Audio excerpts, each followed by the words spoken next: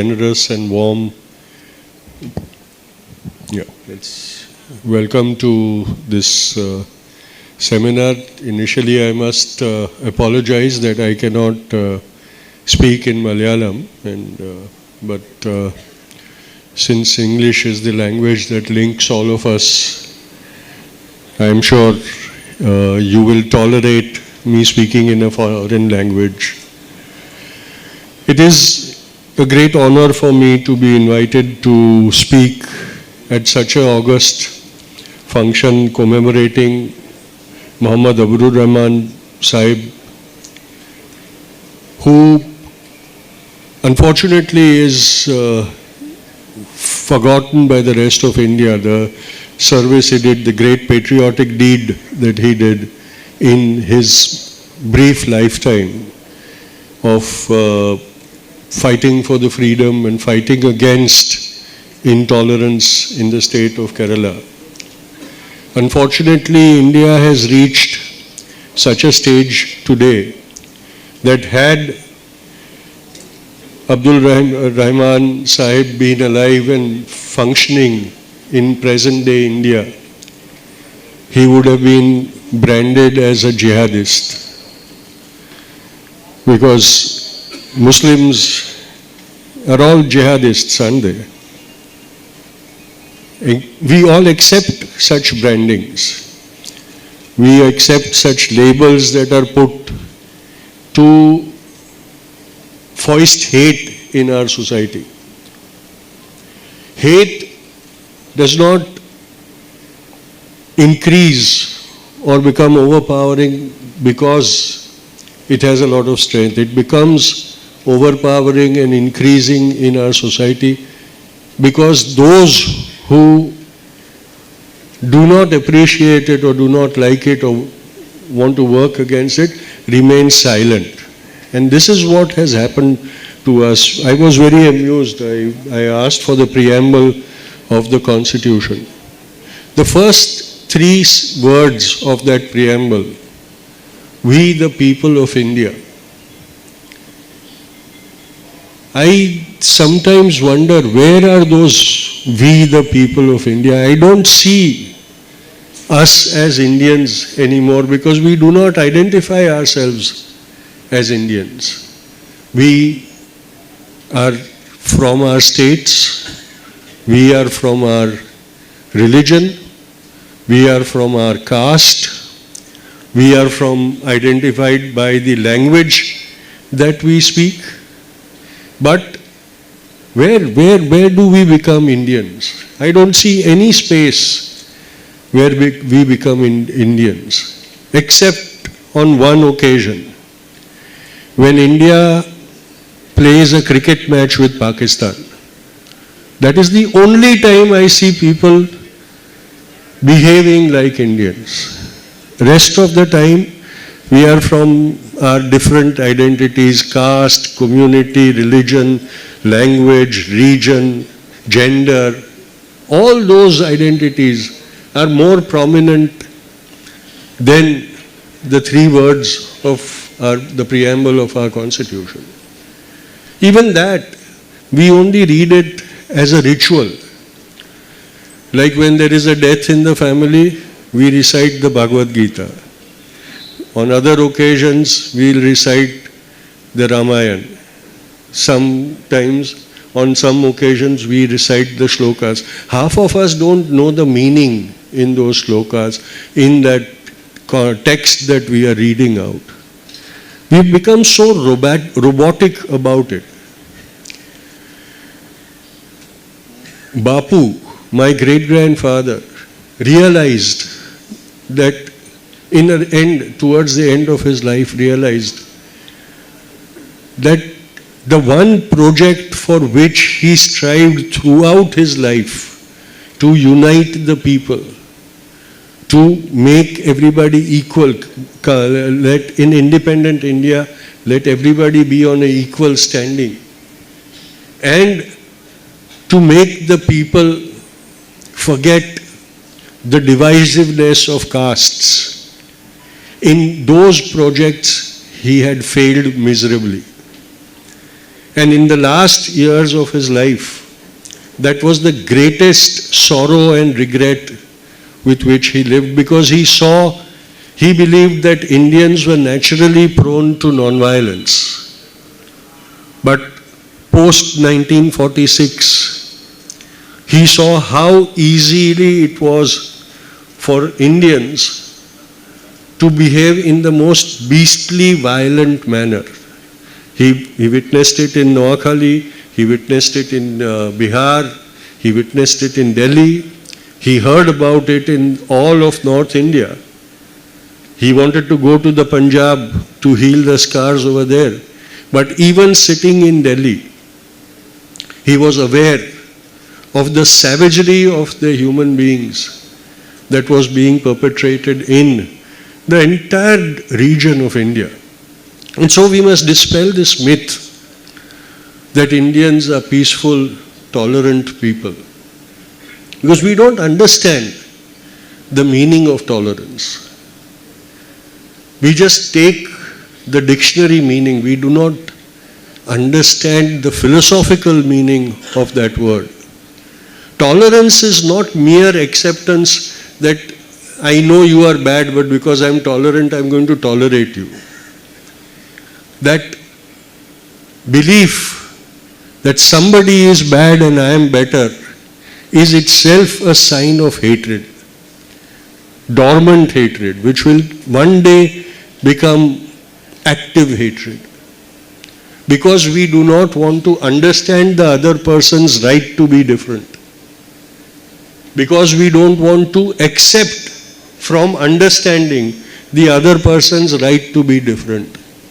And because we don't understand and we don't accept, we become suspicious of that. But we repress everything saying, I am tolerant. But those of you who study physics will know that tolerance has a limit. In physics, when you talk of tolerance, there is a limit beyond which, if the irritant is more, then there will be an explosion or an accident. And that is exactly what is happening in our society, because from the childhood we have been taught to be tolerant. But we have not been taught to be understanding. We have not been taught to be accepting. We have not been taught to be compassionate. And so one day we say this, I can't tolerate it anymore. And then the explosion happens and the violence happens. And because all the prejudice is bottled up within our hearts, our minds, when it explodes, we behave in a more beastly manner than if we were to just go up to somebody and say, tell them, I don't like this, but I accept your right to be this way. We don't do this. I'll give you examples in present day India. Muslims are lynched because they are suspected to have beef in their house. Or if a Muslim person is seen shepherding a cow or a herd of cows, he will be lynched, because a Muslim will only take cows to the slaughterhouse, no? We have told ourselves this. And so, if a Muslim is seen with cows, that means he has to be lynched. In Mumbai, there are so many dairies run by Muslims who have herds of cows and buffaloes who they keep because they take milk, not meat from them. But if one of them was to take that, one of their cattle in their vehicle somewhere, he will be lynched. But all of us, do we stand up and say we will not allow this to happen? Since 2019, there have been so many cases of Muslims being lynched on the suspicion of transporting cattle, having beef, or eating beef. How many of us have stood up and said, We will not allow this to happen. Can anybody say if we stood up at that time and said, this is my country, my preamble tells me we the people of India, and I will not allow this to be done to my fellow country person. We don't do it. Because in our mind's mind, we have conditioned ourselves. I didn't do it, so it's okay. But when you keep quiet, you are partnering in that crime. So when we celebrated the 75th anniversary of our independence, the Prime Minister said it is a great festival of our freedom, and every house must celebrate it by hoisting the tricolor on their homes, implying that those who did not hoist the tricolor on their homes were traitors. In my entire life, not a single Independence Day has gone by when I have not hoisted a flag or pinned it on my shirt proudly the whole day. But that year I said, I will not display the flag. Who is the Prime Minister to tell me to prove my patriotism?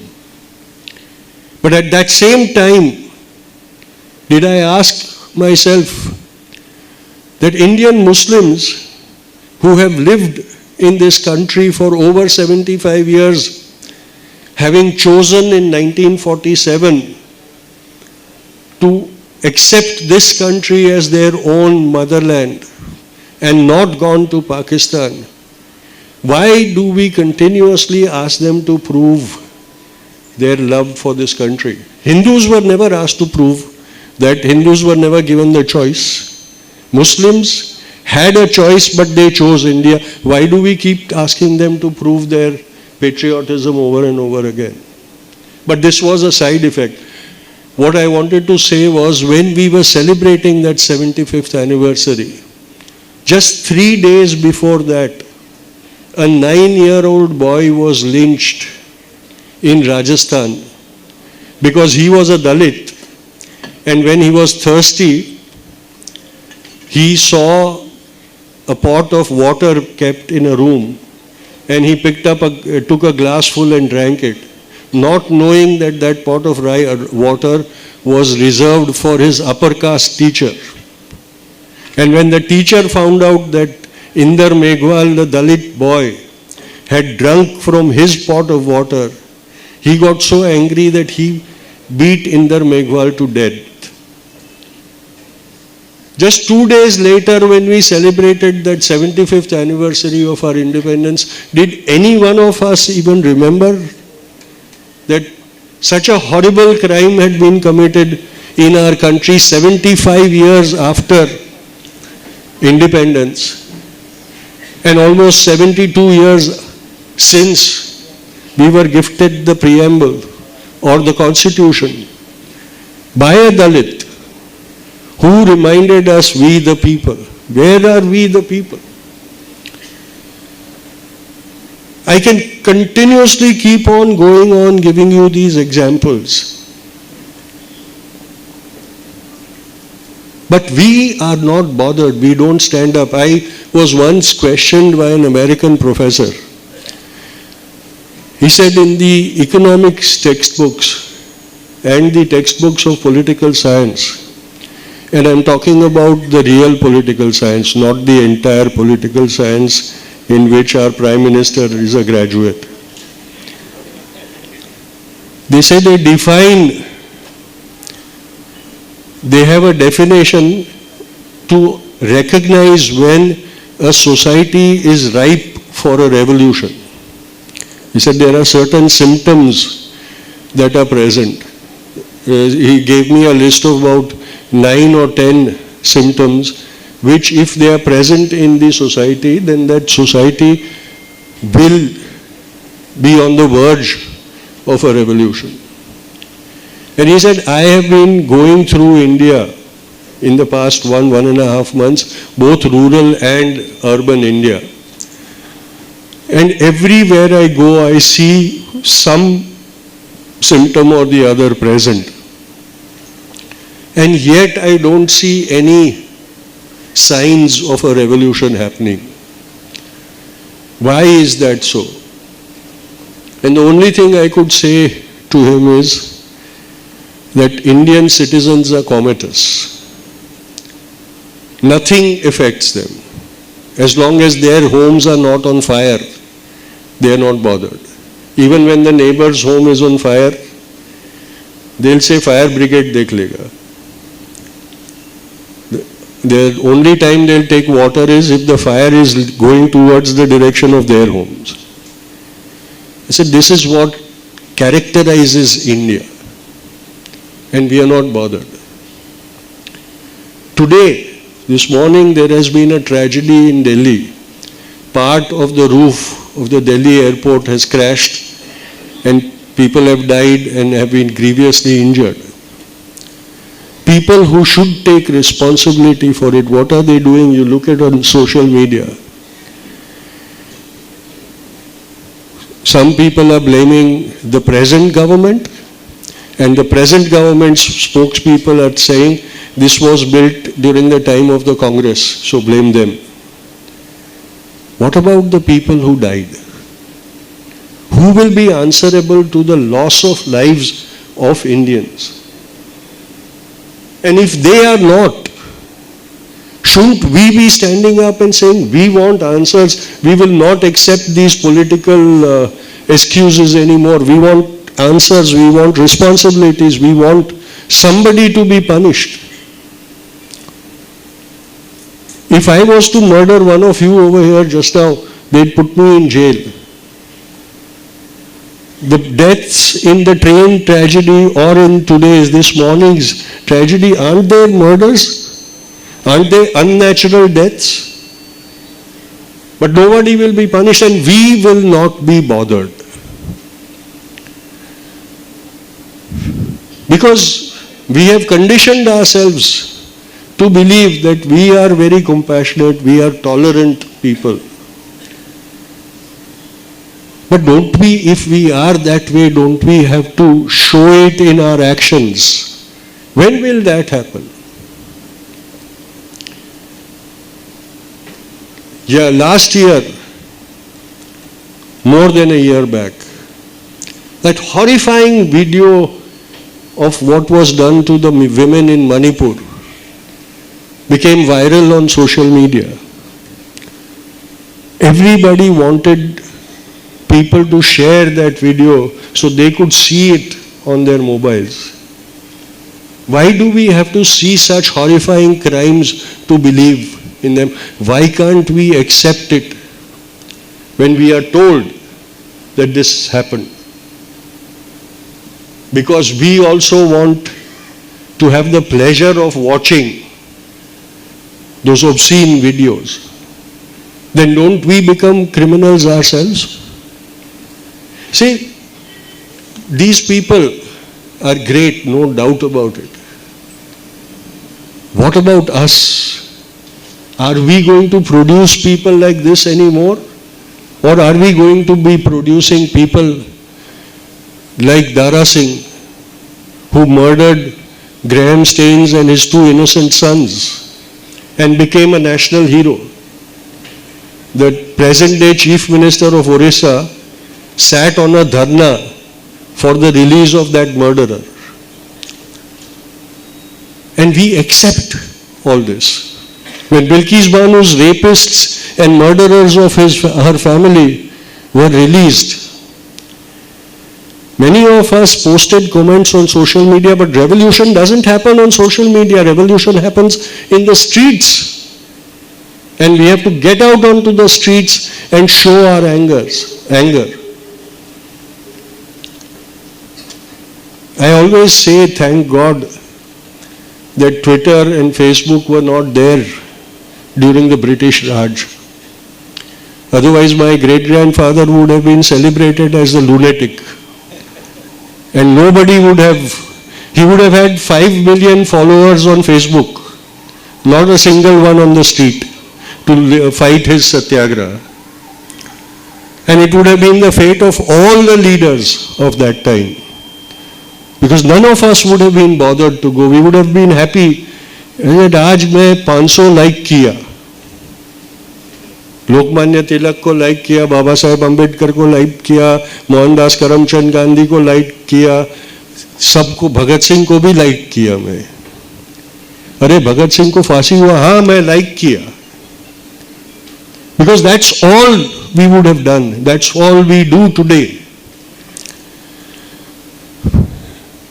I get phone calls and says, sir, so and so post has been done on social media, you haven't retweeted it.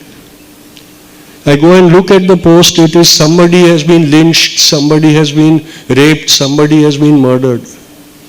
I said, why should I retweet it? Shouldn't I be protesting it on the roads? But the next reply is, it's enough to show your displeasure on social media. We don't have the time to go and protest on everything. And that is precisely the reason why these crimes are being committed, because they know that they are never going to face the consequences of what they are doing. Because nobody is bothered about it. It's time we turned the mirror and stood in front of the mirror and accepted the ugly face of Indian citizens that will be reflected to us. And please believe me, it's not going to be a beautiful face. It is going to be an ugly face, because we have turned into ugly people. Not physically, not in our looks, but in our souls have become ugly. When we talk about intolerance, we have to think about all these things. We cannot just brush it under the carpet and believe that we are incredible India. Those are all political statements which mean nothing, absolutely nothing. I was at a seminar where very learned people, very senior learned people were speaking before me. And one retired bureaucrat was giving a lecture, and I was shocked when he said, please don't give alms to the poor, don't help them, because you are committing a sin against God's wish. He says their poverty in this life is the punishment for their sins in the previous life. So if you help them and decrease their poverty, then you are acting against the design of God. And so in the next Janam, you will have to do compensation for the sin you are committing now. So don't help the poor, don't help the weak. I was so angry that unfortunately I got up, and in my speech I told him, I said, sir, I hope you rot in hell for what you have said. But how many times do we stand up and say what we believe in? And we feel that we are very civilized people, we are very polite people. How can we be polite when injustice is being done? How can we be polite when a crime is being committed? How can we be silent? But today we have become like Bapu's 3 bandars. Shut your eyes if something bad is happening. Plug your ears if somebody cries out for help. And don't open your mouth against injustice and malpractices. This is what we have interpreted Bapu's 3 bandars to be today. We must take all these things into consideration. We must start seeing where we ourselves are to be blamed. Before we start blaming everybody else, they will do that. The forces of hate will not suddenly start talking about love and compassion, because they have seen the benefit of hate. But we will have to keep talking about love. And that is where I appreciated when Rahul Gandhi said कि मैं नफरत के बाजार में मोहब्बत की दुकान खोलना चाहता हूँ. The only, thing I said is, when you open a dukan, it is a business. So let's spread the word of love without giving it a commercial connotation. But that is what is required. We have to counter the forces of hate. That is what Bapu also did. When he went to Noakhali in East Bengal, that is what he did. He did not go and reprimand the Muslims for killing the Hindus. He said, whatever has happened. Come back, live the way you used to live before. Assure the Hindus that they will never be in danger from you anymore. He did the same thing in the other way, in Bihar. Although in Bihar, he criticized the leaders for failing to stop the violence. But when he went into the villages, he didn't say, oh, the Hindus massacred Muslims, they should be punished. He said, forget what has been done, it was bad.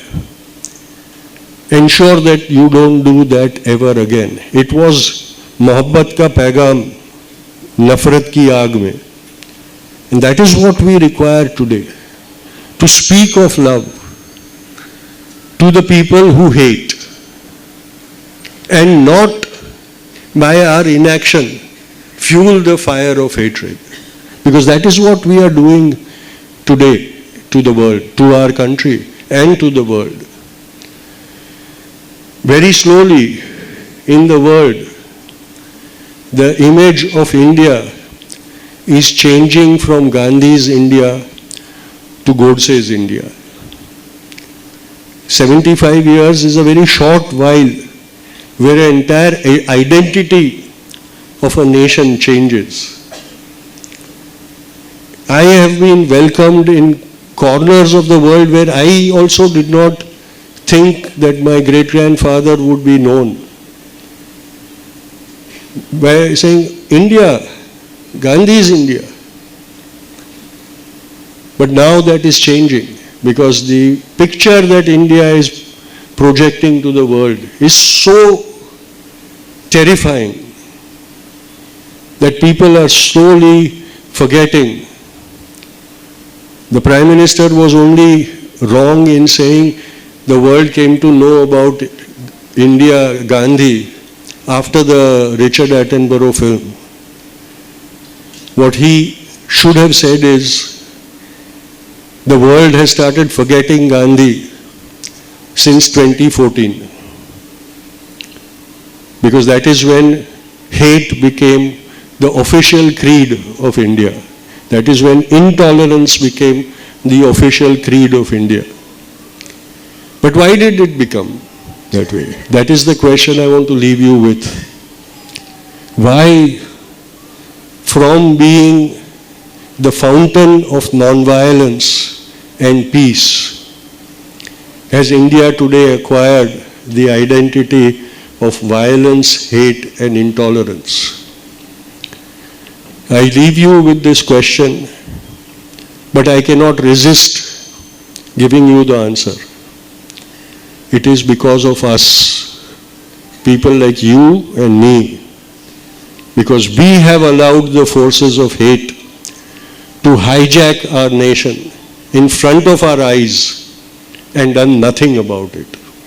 And if we still don't do anything about it, we will not have the nation that we cherish by reciting the preamble of the Constitution. Thank you very much.